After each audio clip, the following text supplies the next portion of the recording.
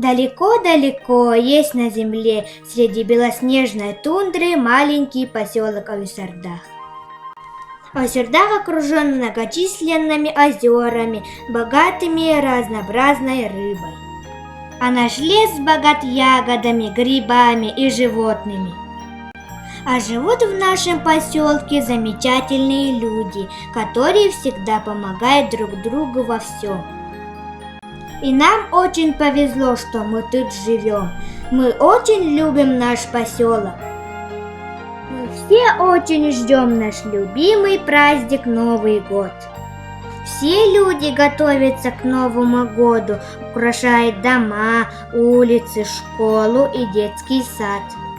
Готовят разные сладости, подарки и делают пельмени. Ведь Новый год – это волшебный праздник, который исполняет наши мечты. С Новым годом!